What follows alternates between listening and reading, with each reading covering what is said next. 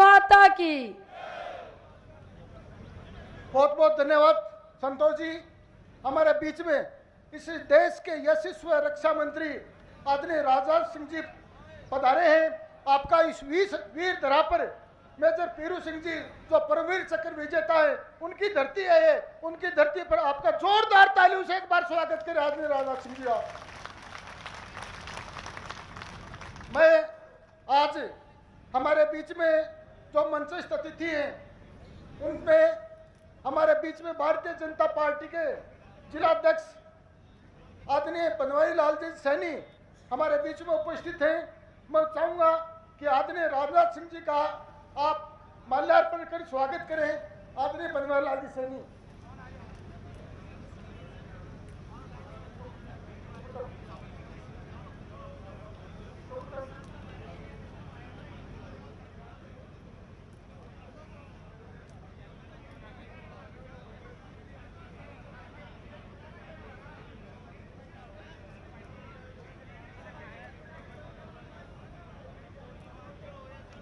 हमारे जिलाध्यक्ष जी के द्वारा आदरणीय राजनाथ सिंह जी का पार्टी का दुपट्टा पहनाकर स्वागत, जोरदार तालियों से स्वागत। हमारे लोकप्रिय प्रत्याशी लोकसभा के आदरणीय शोभकरण जी चौधरी जी से मैं निवेदन करता हूं कि वो राजस्थान की परंपरा के अनुसार साफा पहनाकर आदरणीय राजनाथ सिंह जी का स्वागत करें। जोरदार तालियों से स्वागत। मैं हमारे बीच में हमारे लोकसभा के संयोजक आदरणीय दशरथ सिंह जी शेखावत और हमारे लोकसभा के समन्वयक आदरणीय हरिराम जी रणवा से आग्रह करता हूं कि वो इस देश की रक्षा करने वाले मेजर पीरू सिंह जी परमवीर चक्र विजेता की चित्र भेंट कर उनको स्वागत करें। प्रतीक चिन्ह के रूप में पीरू सिंह जी का उस पीरू सिंह जी के लिए जोरदार तालियां बजाएं। इस देश के लिए आन बान की रक्षा की हमारे लिए। मैं हमारे सह प्रभारी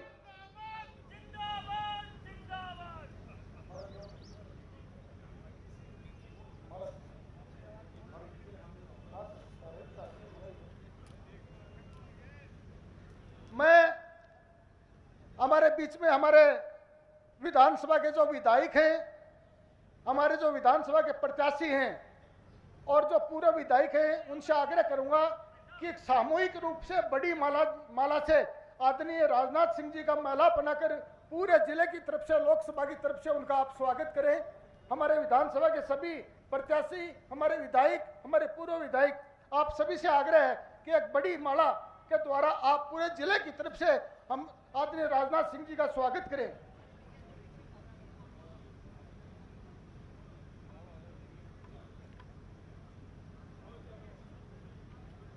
पूरे मंच की तरफ से और आप लोगों की तरफ से आदरणीय राजनाथ सिंह जी का बड़ी माला के द्वारा स्वागत किया जा रहा है।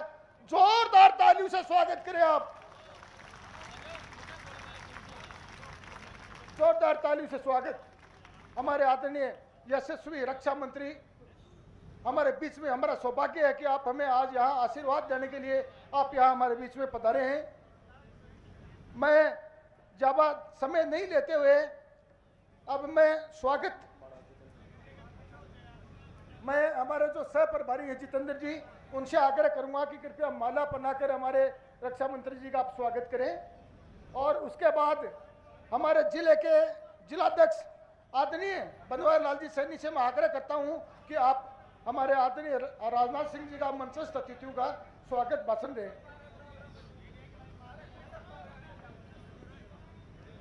आज का दिन हमारे लिए बड़े परम सौभाग्य का दिन है कि इन सैनिकों की वीरधरा पर, शहीदों की वीरधरा पर देश के यशस्वी रक्षा मंत्री सम्मानीय राजनाथ सिंह जी लोकसभा चुनाव में हमारा मार्गदर्शन करने एवं आशीर्वाद प्रदान करने के लिए पधारे हैं।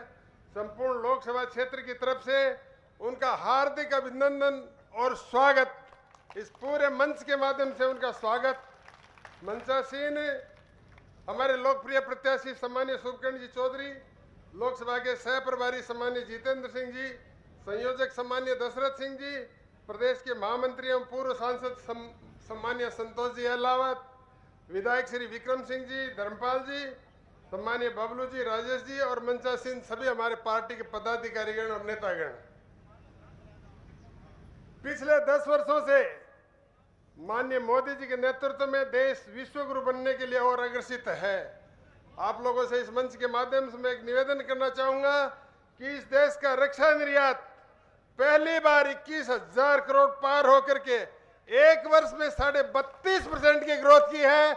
यह सम्मान्य रक्षा मंत्री जी के कारण से हुआ है, जो इस देश को एक विश्व गुरु के रूप में अग्रसित करने के लिए पहला कदम होगा। आप इस वीर धरा पर पधारे हैं, आप हमें आशीर्वाद देंगे। आप लोग इतनी संख्या में उपस्थित हुए हैं, मैं आप सभी का हार्दिक और अभिनंदन और स्वागत करता हूं। और आप लोगों से इस मंच के माध्यम से एक अपील करना चाहूंगा कि सम्मान्य मोदी जी को अब की बार 400 पार में हम अपनी भागीदारी निभाने के लिए 19 अप्रैल को होने वाले चुनाव में भारतीय जनता पार्टी के पक्ष में मतदान करके सम्मान्य शुभकर्ण जी चौधरी को भारतीय जनता पार्टी को विजयी बनाए। यही आप लोगों से अनुरोध है। भारत माता की जय। बहुत बहुत धन्यवाद। मैं 2 मिनट के लिए संक्षिप्त में हमारे तेज तर्रार विधायक आदरणीय धर्मपाल जी से आग्रह करता हूं कि 2 शब्दों में अपनी बात करें।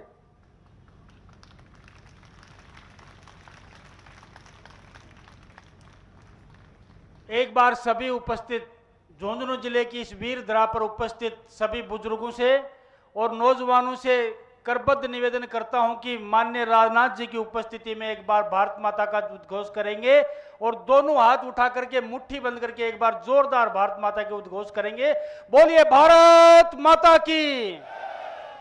वैसे तो इतने बड़े मंच पर जिस पर राष्ट्रीय नेता राजनाथ जी जैसे वक्ता मौजूद हों, उस पर मुझ जैसा आदना सा और छोटा सा आदमी बोले या फिर ज्यादा बोले, इस बात की अदब इजाजत नहीं देता है। फिर भी मुझे आप लोगों ने आदेश दिया है, निवेदन करना चाहता हूं। मैं आग्रह करना चाहता हूं माननीय रक्षा मंत्री जी की उपस्थिति में और सम्मानीय मंच की उपस्थिति में, क्योंकि आज ये देश की अस्मिता का सवाल है, देश के गौरव का सवाल है, देश के अस्तित्व का सवाल है। और आज आप लोग जो लोकसभा के चुनाव के निमित्त यहाँ पर इकट्ठे हुए हैं, मैं आपसे इतना ही आग्रह करना चाहता हूं, खेतड़ी का जनसेवक होने के नाते निवेदन इतना करना चाहता हूं, जब भी आप गांव में जाए, गांव में लोगों से पूछें तो एक बात जरूर कहना कि आप लोग वोट किसको दे रहे हो। जिस पार्टी ने आजादी के बाद लगभग 70-60 साल तक राज किया है उसको देंगे या फिर मात्र 10 साल के राज मोदी जी को देख के कहेंगे। मैं कहना चाहता हूं, तुलना करके देखिए, एक बार राहुल गांधी को एक तरफ देखिए और एक तरफ देखिए नरेंद्र जी भाई मोदी को। मैं तो कई बार कहता हूं, तुलना तो करके देखिए, कहां जमीन कहां आसमान, कहां राजा भोज, कहां गंगू तेली और कहां मूंछ का बाल, कहां पूंछ का बाल। एक बार गांव में ये बात बोल के तो देखिए किसको प्रधानमंत्री बनाने जा रहे हैं। दुनिया देश का नुमाइंदा देखता है इस बात को। हिंदुस्तान की सरजमीन पर जब दुनिया का कोई भी नुमाइंदा पैर रखता था तो इसकी मिट्टी को उठाकर अपने माथे से तिलक लगाता था और अपने आप को धन्य और पवित्र समझता था। कभी यह देश गंगा जमुना और सरस्वती का कहलाता था, हिमालय अरावली और माउंट की मां भारती, विश्व गुरु और जगत गुरु कहलाने वाला यह देश 60 साल के कुशासन में बना दिया था। कहीं पंजाब समस्या, कहीं असम समस्या, कहीं कश्मीर समस्या, कहीं उत्तराखंड, कहीं झारखंड, कहीं आवास घोटाला, कहीं चीनी घोटाला, कहीं बोफोर्स घोटाला, कहीं तोप घोटाला, कहीं शेयर घोटाला, कहीं हवाला कांड, कहीं गवाला कांड। क्या दिया इस देश को आप लोगों ने? आज आप देखिए, इस देश को देने वाला वो मर्द प्रधानमंत्री किसान की चिंता करता है, मां की चिंता करता है, जिसकी 60 साल तक होते होते आंखें खराब हो जाती, लकड़ी का चूल्हा जला के उज्ज्वला गैस का कनेक्शन देकर जो मान और सम्मान माता का किया है, किसान को सम्मान निधि देकर, एक किसान का, देश के पालनहार का जो जमीन का सीना चीर के अपने हिस्से की रोटी निकालता है, उसका मान और सम्मान किसी ने किया तो मर्द प्रधानमंत्री नरेंद्र जी मोदी ने किया। मैं आग्रह करना चाहता हूं, ये तुलना जब आप लोग गांव में करोगे और क्षेत्र में करोगे तो मैं इतिहास की बात कह सकता हूं। राजस्थान में माननीय रक्षा मंत्री जी, एक छोटा सा जनसेवक कहता है आपको, राजस्थान से 25 कमल के फूलों की माला नरेंद्र जी मोदी के गले में डाल देंगे और उसमें सबसे बड़ा फूल झुंझुनू जिले का होगा और वो शुभकर्ण चौधरी के रूप में होगा। यह आप लोगों से निवेदन करना चाहता हूं। पुनः एक बार छोटे से अल्पकाल के वादे के लिए खड़ा था, इतने बड़े मंच का इतना ज्यादा समय लिया, उसके लिए क्षमा प्रार्थी हूं। इन्हीं शब्दों के साथ अपना कथन समाप्त करते हुए अपनी वाणी को विराम देता हूं। सबको राम राम, बहुत बहुत धन्यवाद। बहुत बहुत धन्यवाद धर्मपाल जी। हमारे बीच में हमारे जिला प्रमुख आदरणीय हर्षनी जी कुलेरी से मैं आग्रह करता हूं कि कृपया मंच पर आकर अपना स्थान ग्रहण करें। अब मैं हमारे लोकप्रिय प्रत्याशी आदरणीय शुभकरण जी चौधरी से आग्रह करता हूं कि वो आए और हम सबको संबोधित करें। शुभकरण जी चौधरी, जोरदार तालियों से स्वागत है मेरे प्रत्याशी।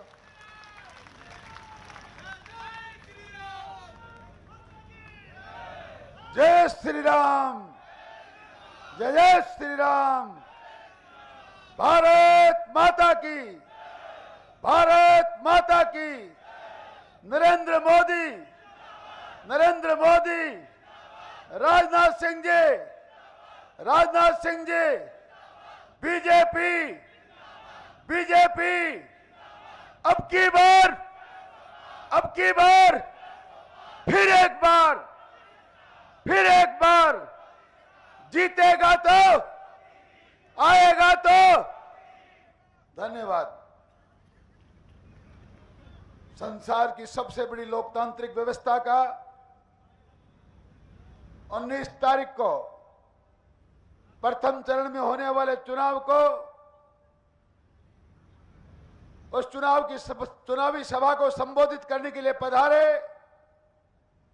इस भारतवर्ष के ऐसे रक्षा मंत्री जिनके नेतृत्व में आज भारत की सीमाएं सुरक्षित हैं, देश के सैनिकों की मान सम्मान बढ़ रहा है, रोजाना सैनिकों के बीच में रहकर उनकी हौसला अफजाई करने वाले, वो जो देश लगातार रक्षा के क्षेत्र में अस्त्र शस्त्र आयात करता था, उस देश को रक्षा के क्षेत्र में आत्मनिर्भर बनाकर निर्यात करने वाले भारतवर्ष की सरकार के ऐसे रक्षा मंत्री परम श्रद्धेय सम्माननीय आदरणीय राजनाथ सिंह जी, भारतीय जनता पार्टी के जिलाध्यक्ष भाई बनवारी सैनी जी, भारतीय जनता पार्टी के चुनाव के सह प्रभारी जितेंद्र शर्मा जी, भारतीय जनता पार्टी के झुंझुनू जिले के चुनाव के संयोजक भाई दशरथ सिंह जी,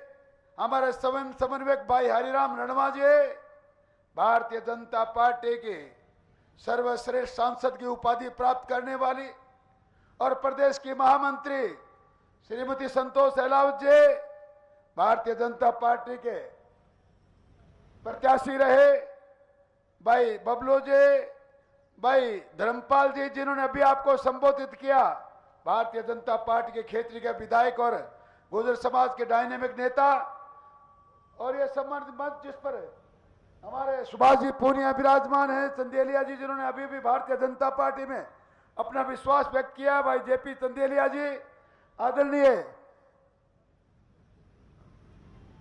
राजेश दहिया जी, राजीव सिंह जी हमारे पूर्व जिलाध्यक्ष, आदरणीय वीरेंद्र प्रताप सिंह जी, हमारे पूर्व जिलाध्यक्ष भाई पवन माउंडिया जी, ओमिंदर चारण जी, हमारी जिला प्रमुख हर्षनी कुलेरी जी, विकास लोटिया जी, कोई नाम दे तो नहीं है, हमारे कैलाश मेघवाल जी, सरोज शोरण जी, ये सम्मानित मंच और इस मंच के समक्ष विराजमान मोतियों से महंगे मेरे किसान बुजुर्गों, जिगर के लहू से प्यारे मेरे नौजवान दोस्तों, मातृशक्ति और मीडिया के बंधुओं, देवी और सज्जनों, आने वाले 19 तारीख को इस देश की प्रजातांत्रिक व्यवस्था को फिर 5 साल किस प्रकार चलाया जाए, नेतृत्व किसके हाथ में सौंपा जाए, इस बात का फैसला आप लोगों को करना है।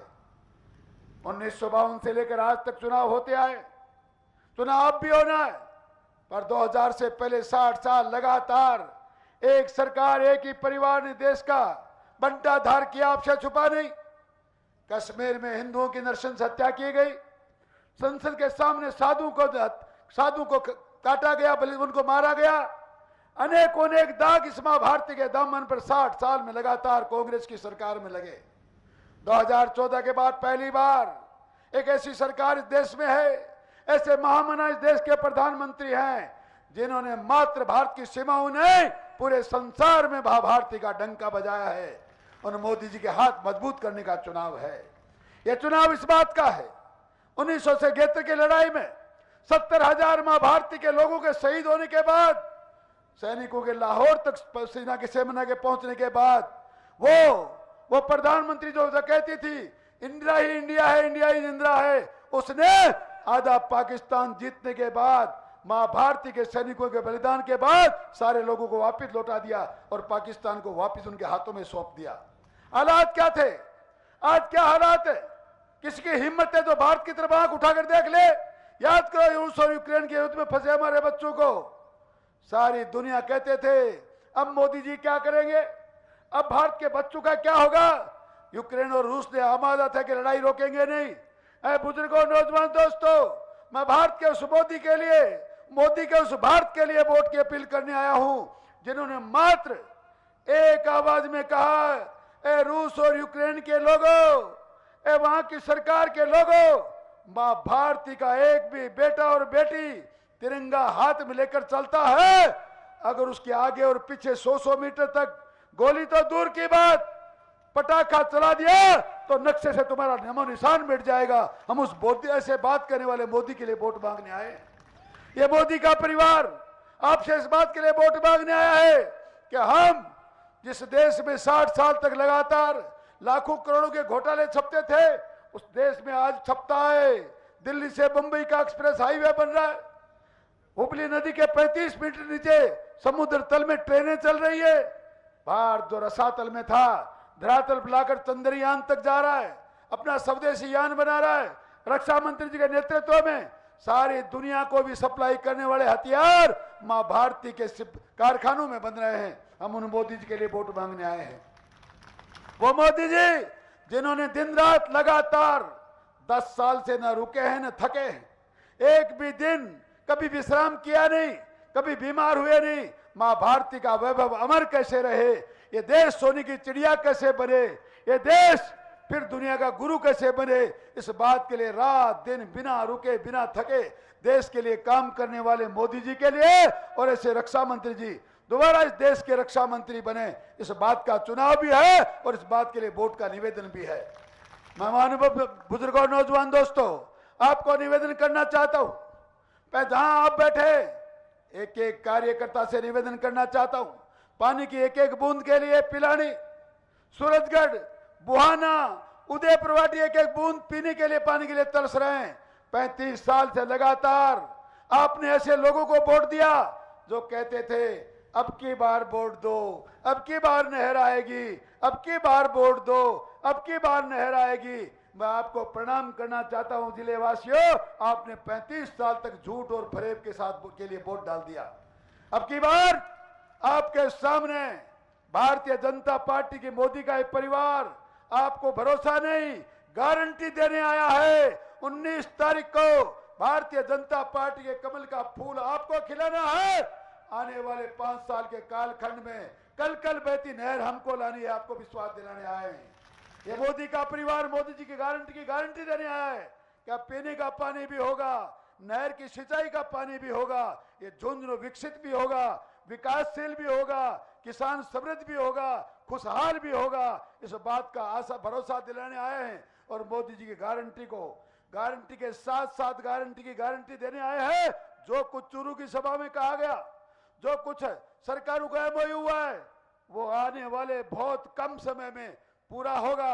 आपको बहुत लंबी चौड़ी मेहनत की जरूरत नहीं है। बुजुर्गों, नौजवान दोस्तों, आने वाली 19 तारीख को प्रातः 7 बजे से 6 बजे तक आपको कुछ नहीं करना। बूथ में आपको वैसे भी जाना है, बटन आपको वैसे भी दबाना है। अगर अब की बार कमल के फूल का बटन दबाएंगे, झुंझुनू राजस्थान का सिरमौर जिला होगा, या पानी होगा, किसान खुशहाल होगा। और ये फूल अगर आपने राजस्थान के 25 फूलों की माला में सबसे बड़ा कर दिया तो राजस्थान को ऐतिहासिक तोहफा मिलेगा। आपका बहुत बहुत धन्यवाद। जय हिंद, जय भारत, जय जय श्री राम। बहुत बहुत धन्यवाद आदरणीय शुभकन जी। और मैं अब जिनका हमें इंतजार था, इस देश के यशस्वी रक्षा मंत्री आदरणीय राजनाथ सिंह को बड़े मान और सम्मान के साथ आमंत्रित कर रहा हूं। जोरदार तालियों से स्वागत करें।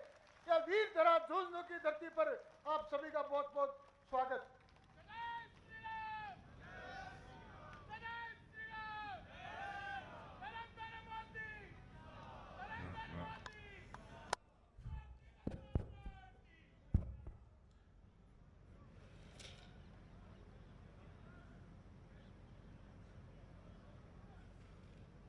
बोलिए भारत माता की, भारत माता की।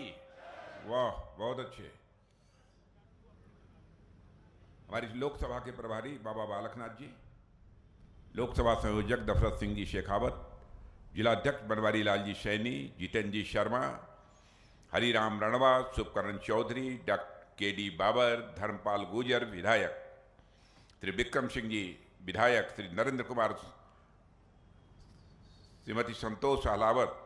अब संतोष अहलावत के पहले भी श्री लिखा हुआ है, श्री राजेश दहिया। पता नहीं भाई श्री और श्रीमती में गड़बड़ हो जाए तो हमारा दोष नहीं है।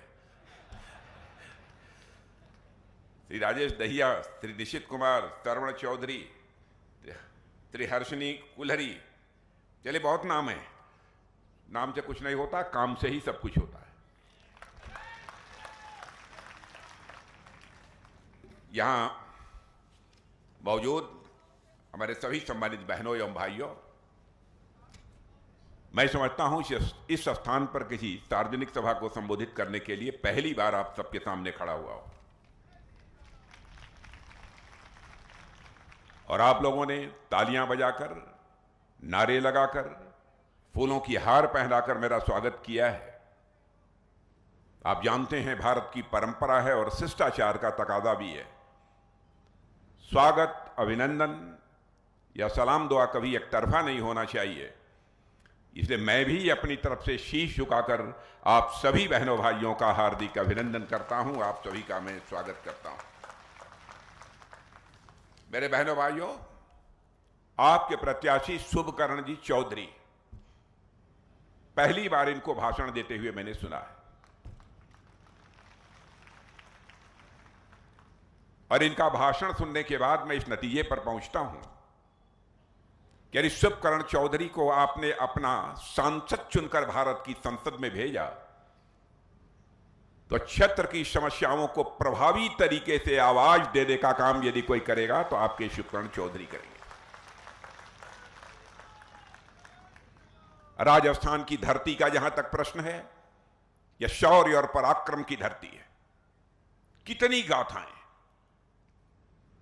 राणा की कहें, मीरा की कहें, पन्नाधाय की कहें, भामाशाह की कहें। मैं तो कभी कभी कहता हूं, यदि परिचय करना है राजस्थान से तो राणा की शक्ति, मीरा की भक्ति, पन्नाधाय की युक्ति और भामाशाह की संपत्ति, इससे पूरे राजस्थान का परिचय हो जाता है। अद्भुत धरती है। आज के कुछ महीने पहले जब राजस्थान विधानसभा के चुनाव हो रहे थे, तब भी कई सार्वजनिक सभाओं को संबोधित करने के लिए मैं राजस्थान आया था, और 4 महीने के बाद फिर आ रहा हूं। बहनों भाइयों, मुझे तो लगता है कि बार बार चुनाव का होना यह उचित नहीं है। हमारे प्रधानमंत्री जी ने कल्पना की है, उसके लिए उन्होंने कमेटी भी बनाई।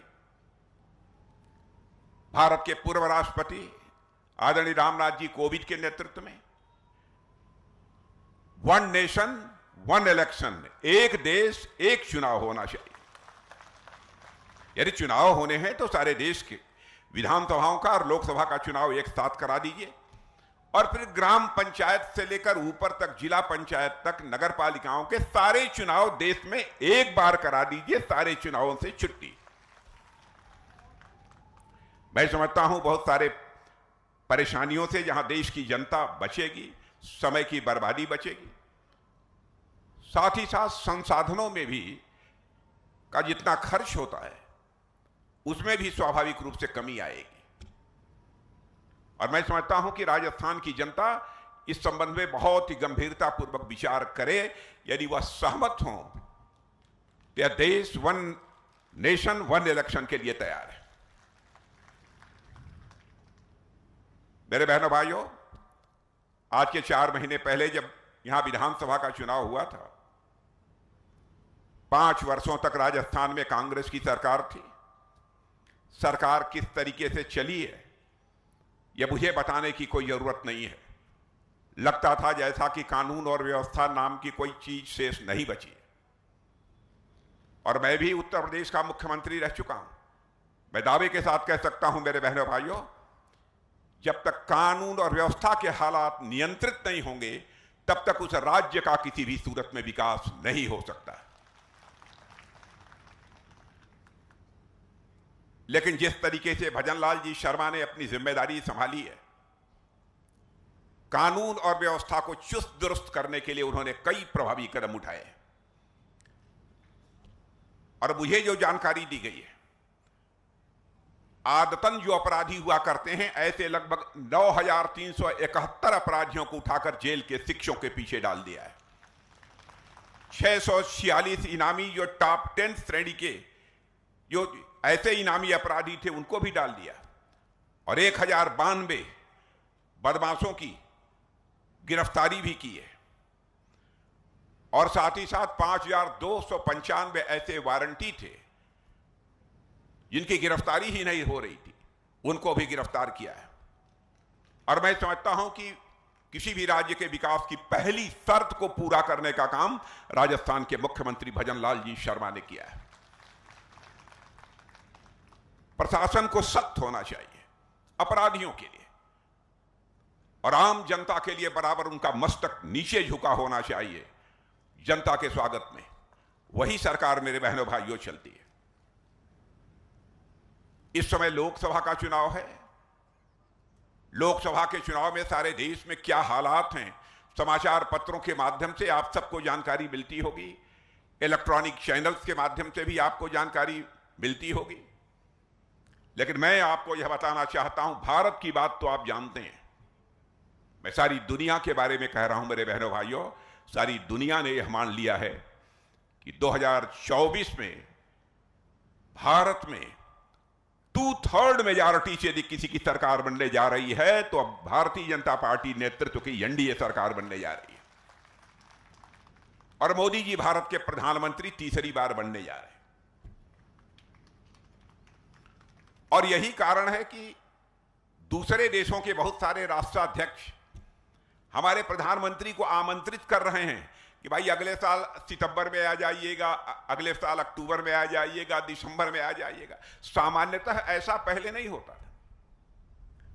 लोग यह मानकर चलते थे उस देश में चुनाव हो रहा है, पता नहीं किसकी सरकार बनेगी, इसलिए वहां के राष्ट्राध्यक्ष को निमंत्रण देने का कोई औचित्य नहीं है। लेकिन सारी दुनिया ने मान लिया है, चाहे जो भी हो, अब तो भारत में मोदी जी फिर से तीसरी बार प्रधानमंत्री बनने जा रहे हैं, यह लोगों का भरोसा पक्का हो गया। और जब से मोदी जी ने शासन की बागडोर संभाली है इस देश की बहनों भाइयों, आप सभी अच्छी तरह जानते हैं देश कितनी तेजी के साथ आगे बढ़ रहा है। अंतर्राष्ट्रीय जगत में भारत की प्रतिष्ठा बढ़ी है। पहले भी हम सब विदेशों में जाते थे, अंतर्राष्ट्रीय मंचों पर यदि हम कुछ बोलते थे तो हमारी बातों को जिस गंभीरता पूर्वक लिया जाना चाहिए वह नहीं लिया जाता था। लेकिन आज यदि अंतर्राष्ट्रीय मंचों पर भारत कुछ बोलता है तो सारी दुनिया कान खोलकर सुनती है कि भारत बोल क्या रहा है। यह भारत का स्टेचर, यह भारत का कद सारी दुनिया में बढ़ा है। भारत को लोग मानते थे गरीबों का देश है। भारत को लोग मानते थे कि भले ही जनसंख्या अधिक हो लेकिन ताकतवर देश भारत नहीं है। यह लोगों की धारणा बनी हुई थी। लेकिन आज यह धारणा पूरी तरह से बदल चुकी है। आप लोगों ने पढ़ा भी होगा अखबारों के माध्यम से, मैं भी आपको जानकारी देना चाहता हूं। 2014 में धन दौलत के आकार के मामले में, अर्थव्यवस्था के आकार के मामले में, इकोनॉमी की साइज जिसे अंग्रेजी में कहते हैं, भारत दुनिया में के देशों में 11वें नंबर पर खड़ा था। क्या करिश्माई काम किया है हमारे प्रधानमंत्री ने। यह हमारा भारत 6 वर्षों के अंदर, 7 वर्षों के अंदर ही जो 11वें स्थान पर अर्थव्यवस्था के आकार के मामले में खड़ा था, वह जंप लेकर मेरे बहनों भाइयों आज 5वें स्थान पर पहुंच गया है। और इतना ही नहीं, दुनिया के बड़े बड़े अर्थशास्त्री, बहुत सारी फाइनेंशियल फर्म, आर्थिक संस्थाएं यह दावा कर रही हैं कि भाई अब इस सच्चाई को नकारा नहीं जा सकता कि 2027 प्रारंभ होते होते भारत दुनिया की तीसरी बड़ी आर्थिक शक्ति बनकर खड़ा हो जाएगा। अमेरिका, चाइना और भारत बचेंगे। और दुनिया के राष्ट्राध्यक्ष अब यह भी कहने लगेंगे, इसमें भी कहीं दोष मत नहीं है, 21वीं सदी यदि विश्व में किसी देश की होने जा रही है तो भारत की होने जा रहे हैं। बहनों भाइयों, भारत की होने जा रही है। इससे बड़े गौरव का विषय हम सबके लिए क्या हो सकता है। और सरकार के कामकाज को भी आपने देखा है। मैं तो भ्रष्टाचार की यहां चर्चा करना चाहता हूं। हमारे विधायक जी भी भ्रष्टाचार की चर्चा कर रहे थे।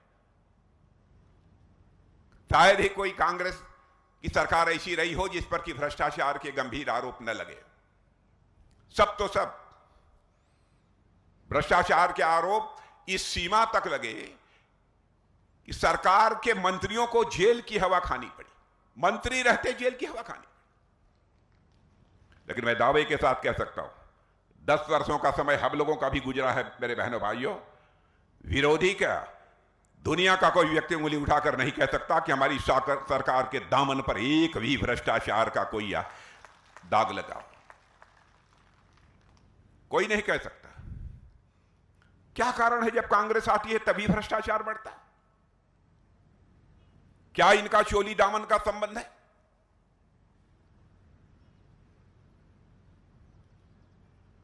मैंने एक फिल्म देखी थी बचपन में, पता नहीं आप लोगों ने देखी है, देखते हैं कि नहीं देखे हैं। मुझे कभी कभी लगता है कि उसने सही कहा था। भ्रष्टाचार और कांग्रेस, करप्शन और कांग्रेस दोनों का यही रिश्ता है। एक दूजे के लिए, एक दूजे के लिए, यह इनका आपस में रिश्ता है। हम बने तुम बने एक दूजे के लिए, यह करप्शन और कांग्रेस के बीच का रिश्ता है। यह हालत है इनकी। एक फिल्म शायद आप लोगों ने देखी होगी, उस फिल्म का नाम था मैंने प्यार किया। कितने लोगों ने देखा? देखा है नौजवानों ने? क्या सबने देखा है। तो उसमें गाना है, आपको याद होगा, और गाना है, आजा शाम होने आई, मौसम ने ली अंगड़ाई, तू चल मैं आई। अरे करप्शन कहेगा कांग्रेस से, तू चल सरकार बना, मैं आई तुम्हारे में साथ हूं। यह हालत हो गई है। जब जब इनकी सरकार बनती है तब तब करप्शन बढ़ता है। लेकिन हमारी सरकार 10 वर्षों से बनी है, मोदी जी के नेतृत्व में, एक भी भ्रष्टाचार का आरोप नहीं लगा। और मैं दावे के साथ कह सकता हूं, सरकार कैसे चलाई जाती है इसकी कला यदि किसी के पास है इस हिंदुस्तान की राजनीति में, तो भारतीय जनता पार्टी के पास है मेरे बहनों भाई। कैसे चलाई जाती है हम लोग अच्छी तरह जानते हैं। फिर भी कांग्रेस के लोग अनाप शनाप अनर्गल आरोप भारतीय जनता पार्टी के ऊपर चस्पा करने की कोशिश करते हैं। जिस तरीके से सामाजिक सशक्तिकरण के लिए, यानी सोशल इंपावरमेंट के लिए हमारी सरकार ने काम किया है, कोई कल्पना भी नहीं कर सकता। क्या कभी किसी ने सोचा था कि वह भी दिन आएगा कि भारत में कोई ऐसा प्रधानमंत्री होगा जो कहेगा कि भारत में रहने वाले एक भी व्यक्ति ऐसा शेष नहीं बचेगा जिसकी छत पक्की न हो मेरे बहनों भाइयों। और यह करके दिखा दिया। और मैं आज आश्वस्त आपको करना चाहता हूं, यदि कोई ऐसा बचा होगा तो उसको भी पक्का छत मुहैया होकर रहेगा। राजस्थान की हालत तो मैं जानता हूं, मैंने प्रत्यक्ष अपनी आंखों से देखा है। यहां की माताओं बहनों को पानी लेने के लिए मीलों दूर जाना पड़ता था। घड़े पर घड़ा भरा हुआ पानी लेकर आते हुए राजस्थान की माताओं बहनों को हमने देखा। पहली बार किसी संवेदनशील प्रधानमंत्री ने यह सोचा है कि हिंदुस्तान का एक भी घर शेष नहीं बचना चाहिए जिस घर में नल के माध्यम से जल न पहुंच जाए। शौचालय सरकार बनाएगी। जब यह फैसला लेने के बाद इसकी घोषणा हुई तो कांग्रेस के लोग कह रहे थे, अब आप लोग शौचालय बनवाने के लिए आए हैं क्या? बहनों भाइयों, गरीब माताओं बहनों की इज्जत नहीं होती? क्या उनके लिए शौचालय नहीं चाहिए? लेकिन हमारी सरकार ने घर घर में शौचालय बनवाए।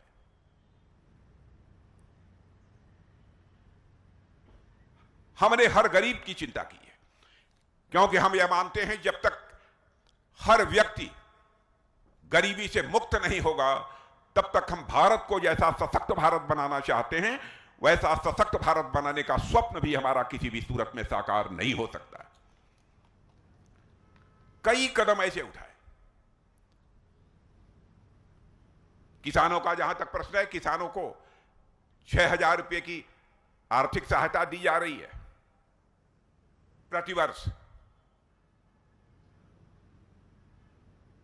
क्या किसानों की बहुत सारी न्यूनतम आवश्यकताएं उसके कारण पूरी नहीं होती हैं? कभी केवल एक बोरी खाद के लिए उसकी फसल जितनी खेत में पैदा होनी चाहिए वो नहीं पैदा हो पाती थी उसकी कमी के कारण। कम से कम यह तो पूरा कर लेगा, बीज तो कम से कम खरीद लेगा। छोटी छोटी बातों का ध्यान यदि पहली बार किसी ने किया है तो बहनों भाइयों यह हमारी सरकार ने किया है। फिर भी यह कांग्रेस को रास नहीं आ रहा है, यह बात उनको समझ में नहीं आती है। और जहां भी हम लोगों ने कदम रखा है, अरे धरती की बात तो छोड़ो, आप चांद पर पहुंच गए मेरे बहनों भाइयों, हम लोग चांद पर पहुंच गए। हमारा चंद्रयान 3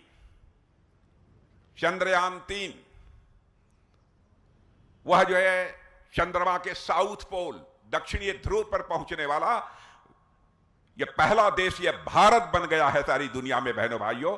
यानी विज्ञान और तकनीक के क्षेत्र में भी हम कितनी तेजी के साथ विकास कर रहे हैं। हमको असफलताएं मिली हैं, ऐसा नहीं है कि हमको असफलताएं नहीं मिली। मुझे याद है कि हमारे वैज्ञानिक जब चंद्रयान 2 को चंद्रमा पर भेजना चाहते थे, उसकी लैंडिंग कराना चाहते थे लैंडर की, तो वह कामयाबी नहीं मिल पाई। आपको आश्चर्य होगा कि हमारे सारे वैज्ञानिकों के आंख आंसुओं से डबडबा गए। एक स्थान पर तो मिसाइल का परीक्षण हो रहा था, मिसाइल का उस सेंटर पर रक्षा मंत्री होने के नाते मैं गया था यह देखने यह हमारा सफल कार्यक्रम होता है कि नहीं होता है। बहनों भाइयों, लगभग 150, 200, 250 वैज्ञानिक उस प्रयोगशाला में, उस लैबोरेटरी में बैठे हुए थे और जो ही वह मिसाइल छोड़ा गया सफलतापूर्वक वह आगे बढ़ता जा रहा था। कहीं पर कोई उसका एक भाग जो उससे बाहर निकलना चाहिए था नहीं निकल पाया। उस समय का दृश्य मैंने देखा कि हमारे सारे वैज्ञानिकों के आंख आंसू से भर गए, आंखें डबडबा उठी, रोने लगे। घंटे 2 घंटे रुककर मुझे उन्हें सांत्वना देनी पड़ी, ढांढस देना पड़ा। ऐसे ही चंद्रयान 2 जब चंद्रमा के साउथ पोल पर नहीं पहुंच पाया तो हमारे प्रधानमंत्री ने क्षण भर की देर नहीं लगाई, वो सीधे वैज्ञानिकों के पास गए और उन्हें सीने से लगाकर उनकी पीठ थपथपाई थी मेरे बहरे भाइयों।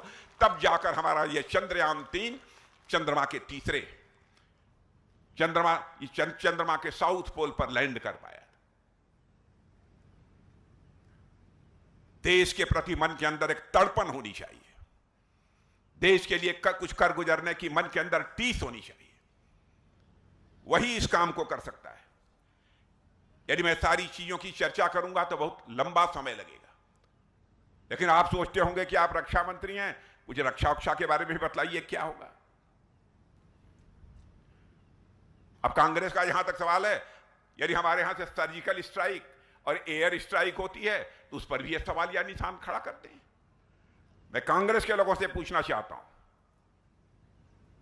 क्या हमारे देश के सेना के जवानों के शौर्य और पराक्रम पर आपको संदेह है? क्यों बार बार आप देश के सेना के जवानों के शौर्य और पराक्रम पर आप सवाल या निशान लगाने की कोशिश करते हैं? दुनिया के सारे देश जिस सच्चाई को स्वीकार कर रहे हैं, ये कांग्रेस के लोग मानने को तैयार नहीं। बहनों भाइयों, यह संदेश साफ है, भारत अब ये कमजोर भारत नहीं रहा है। भारत एक दुनिया का ताकतवर देश बन चुका है।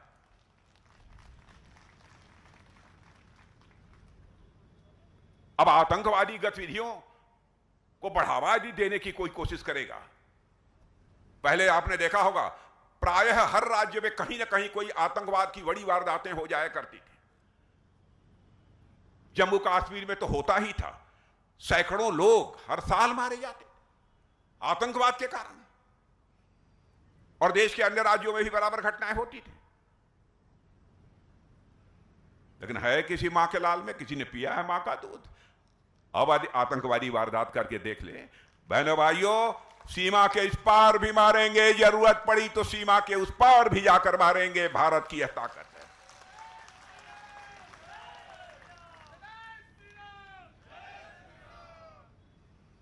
रक्षा मामलों में भी हम भारत को स्वावलंबी बनाना चाहते हैं, लेकिन किसी पड़ोसी देश को परेशान करने के लिए नहीं है। हमारे अटल बिहारी वाजपेयी जी कहा करते थे, प्रधानमंत्री, याद रखना चाहिए, जिंदगी में दोस्त बदल जाते हैं लेकिन पड़ोसी नहीं बदलता।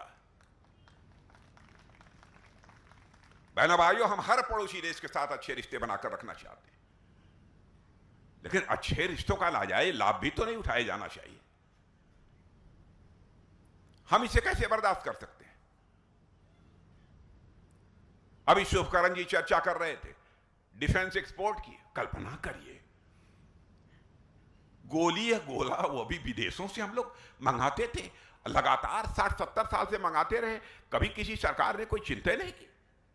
क्या भारतवासियों के पास वह स्किल नहीं थी? भारत के नौजवानों के अंदर वह हुनर नहीं था? क्यों नहीं हमारे देश के नौजवानों के हुनर पर, उनकी स्किल पर कांग्रेस के लोगों ने भरोसा किया? और 2014 में जब पहली बार सरकार बनी थी तो 600 करोड़ रुपए का एक्सपोर्ट होता है, 600 करोड़। और बहनों भाइयों, जल्दी से ही हम लोग ने छलांग लेकर 21,000 करोड़ से अधिक पहुंच गए। और भी किया है, लेकिन अभी बताएंगे नहीं, जल्दी वो अभी आप बढ़ी हुई खबर भी आ जाएगी।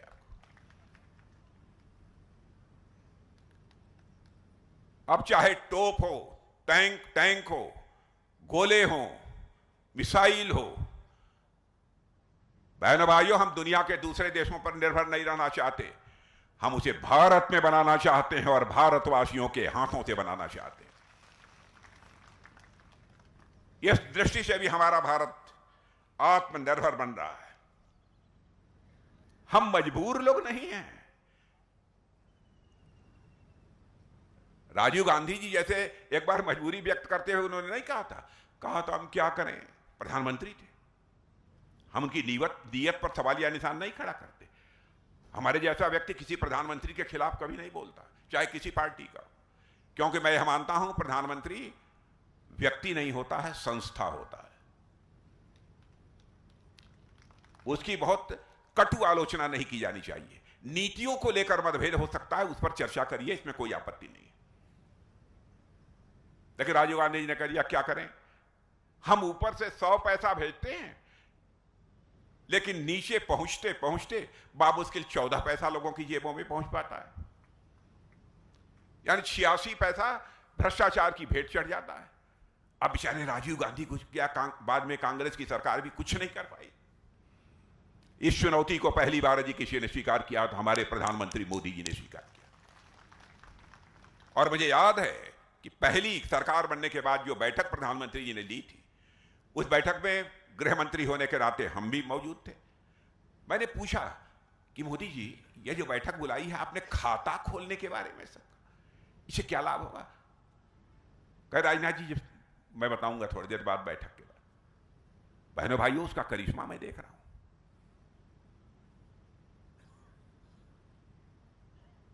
अब जैम यह ट्रिनिटी जो बनी है, आधार, मोबाइल, जनधन खाता, तीनों को मिलाकर, क्या यदि दिल्ली से 100 पैसा चलता है तो 100 पैसा आपकी जेब में पहुंचता है। एक पैसा भी इधर उधर नहीं होने पाया था। तो सिस्टम में बदलाव लाइए। बहुत असहाय बनकर हम इतने बड़े देश को नहीं चला सकते। बहुत सारी चीजें हैं। स्वामित्व का अधिकार, मैं यहां राजस्थान में भी मैं जानता हूं बहुत सारे ऐसे परिवार हैं जो गरीब हैं, उनको जिस जमीन पर रहते हैं उसका स्वामित्व का अधिकार ही नहीं मिला। अब यह कल्पना करिए, किसी सरकार ने कभी सोचा नहीं होगा स्वामित्व का अधिकार कम से कम मिल जाए तो अपना कहीं गिरवी रखकर बैंक के पास रखकर कुछ ना कुछ बैंक से कर्जे लोगों से लेकर अपना कुछ काम धाम तो चलाएगा। वो था ही नहीं।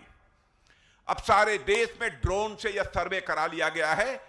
और मैं राजस्थान में भी, मैं पता नहीं कांग्रेस ने क्या किया है, लेकिन मध्य प्रदेश में 20 लाख परिवारों को हम लोगों ने स्वामित्व का अधिकार मुहैया कराया है मेरे बहनों भाइयों। अब मुझे यहां का नहीं मालूम है यहां की सरकार ने किया है कि नहीं किया, लेकिन अब हमारी यहां सरकार बन गई है, यहां भी हम इस काम को करेंगे। मैं आपको यह पूरी तरह से यकीन दिलाना चाहता हूं।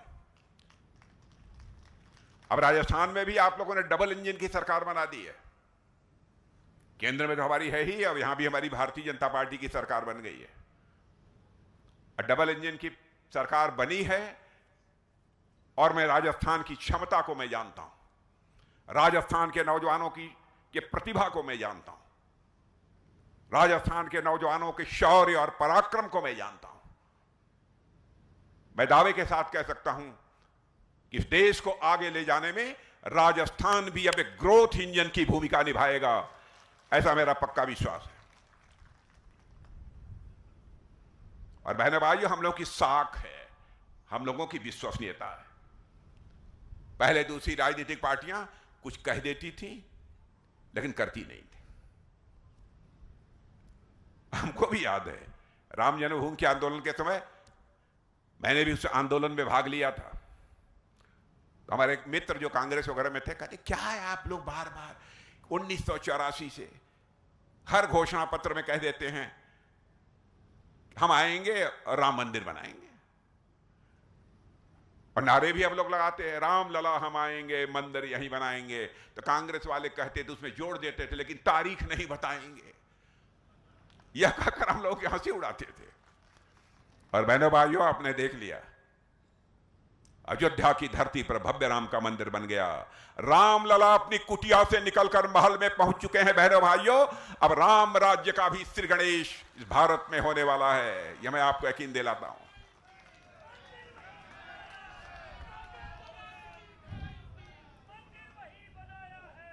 यह कांग्रेस के अध्यक्ष जी हैं,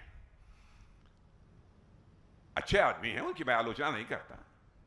कांग्रेस के राष्ट्रीय अध्यक्ष आए थे भाषण देने, कहा ये मतलब 370 से राजस्थान का क्या लेना देना। क्या मति मारी गई है इन लोगों की, क्या बुद्धि मारी गई। अरे भाई, हम लोगों ने कहा था जिस दिन संसद के दोनों सदनों में हमको स्पष्ट बहुमत मिल जाएगा, उस दिन जम्मू कश्मीर की धारा 370 समाप्त करने से दुनिया की कोई ताकत हमें रोक नहीं पाएगी। करके दिखा दिया। आज जम्मू कश्मीर का वही दर्जा है जो हिंदुस्तान के अन्य राज्यों का दर्जा है। वो कहते हैं कि राजस्थान का 370 371 से क्या लेना देना। कल्पना करिए, क्या ये लोग देश चलाएंगे, क्या देश बनाएंगे। अब 3 तलाक का कानून था, कहते थे आप ये तो मुस्लिम समाज का मामला था, आपने इसमें क्यों हस्तक्षेप किया, कहां आपको संविधान इजाजत देता है। क्या तमाशा है। मैं कांग्रेस के दोस्तों से बतलाना चाहता हूं, चाहे कोई हिंदू हो, मुसलमान हो, ईसाई हो, पारसी हो, यहूदी हो, भारत में रहने वाली किसी भी धर्म को मानने वाली हमारी जो भी महिला है, माता है, वो हमारी बहन है।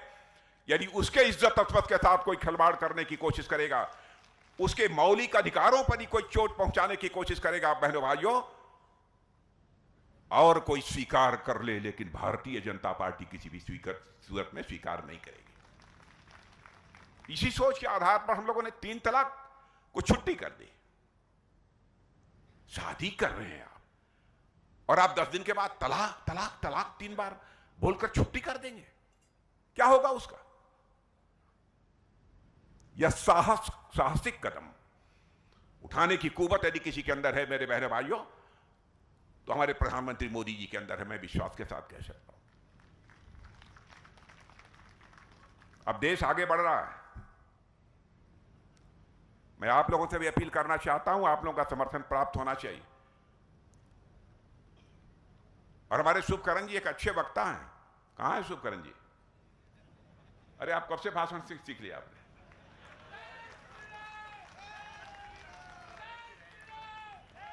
अरे विधायक रहे हैं। हाँ, एक आपके विधायक क्या नाम थे जो बोल रहे थे अभी?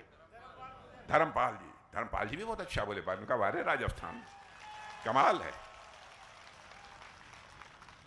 धर्मपाल जी भी बहुत अच्छा बोले। इतने अच्छे अच्छे वक्ता हैं। और बहनों भाइयों, आपकी संतोष अहलावत को भी मैंने संसद में बोलते हुए सुना है। संतोष अहलावत भी बड़ी दमदारी से बोलती थी।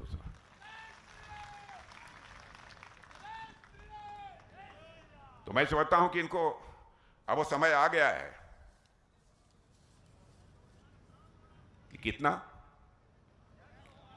कितना कितना फिर से बोलिए, कितना?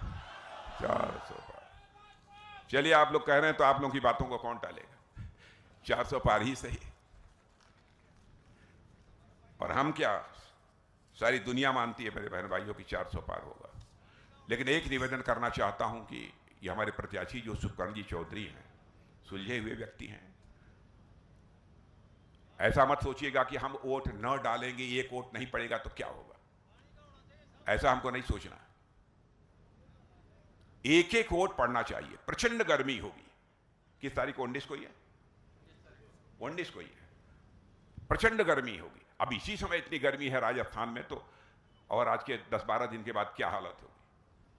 बहनों भाइयों, सुबह पहला काम मैं माताओं बहनों से भी अपील करूंगा और आप विशेष रूप से नौजवानों से अपील करना चाहता हूं, बुजुर्गों को भी सहारा दीजिए। उनको लेकर मतदान केंद्र तक जाइए और जहां भी कमल के फूल का बटन दिखाई दे, कमल के फूल का बटन दबाइए और भारत का मस्तक सारी दुनिया में ऊंचा करिए। यही आप सबसे अपील करते हुए अपना निवेदन समाप्त करता हूं। आप सबको बहुत बहुत धन्यवाद। बहुत बहुत धन्यवाद।